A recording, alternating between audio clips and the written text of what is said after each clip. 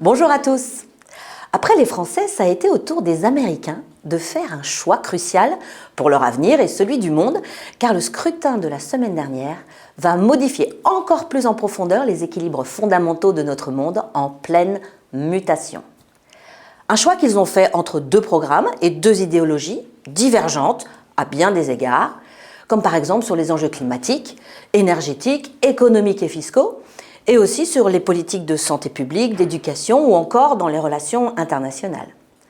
À l'ère de l'infobésité, des deepfakes et des promesses électorales court-termistes, force est de constater que nos choix et décisions s'inscrivent toujours dans un espace d'incertitude.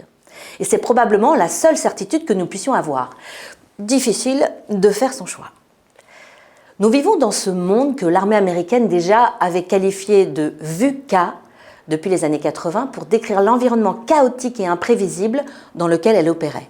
Le V de volatile, le U de incertain, uncertain, le C de complexe et le A d'ambiguïté. Comment, dans ce monde VUCA, les chrétiens peuvent-ils orienter leur choix pour être le sel de la terre, comme Jésus nous y invite? Dans 3 des 4 évangiles, Jésus nous donne une clé sous forme d'un avertissement. Un avertissement à rester vigilant et à ne pas se laisser emporter par le conformisme ambiant. Dans l'évangile de Luc, il nous met en garde avec une très forte insistance sur les questions liées à l'argent. Car la valeur marchande des choses tend à éliminer toute autre forme de valeur. Le poids de la valeur économique de toute chose fausse notre jugement et notre rapport à l'autre. Notre rapport à l'engagement, au beau, au vrai, au bon, à la confiance, au sentiment, au don, bref, à ce qui peut être un projet sublime. Jésus nous met en garde contre la maladie qui consiste à tout monétiser, car elle a pour conséquence de nous détourner de son royaume. Or aujourd'hui, la citoyenneté est devenue moins une question de vivre ensemble, d'engagement, pour le bien commun, qu'une liste d'avantages fiscaux, de prestations et de subventions à obtenir. Autre exemple, le sens du travail est subordonné à la question de la rentabilité, du salaire, du pouvoir d'achat, au lieu d'être subordonné à la raison d'être de l'entreprise, à l'œuvre collective réalisée par chacun, qui va grandir parce qu'il est à sa bonne place et se construit en relation avec les autres.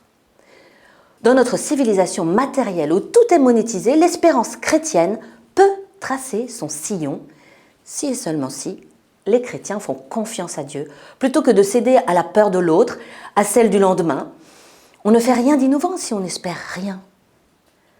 Alors, est-ce que nous parviendrons à voir ce qui a de la valeur en dehors de toute valeur de marché? Est-ce que nous saurons écouter l'autre pour essayer de le comprendre et non de le changer, même si c'est un ennemi? Parviendrons-nous à faire preuve de solidarité pour aider ceux qui seront en difficulté et ce, sans rien attendre en retour et sans rêver de toute puissance, comme certains? C'est ce que le Christ nous appelle à faire lorsqu'il nous dit « Viens et suis-moi » ou encore « Choisis la vie ». À bientôt pour une prochaine chronique, si Dieu le veut.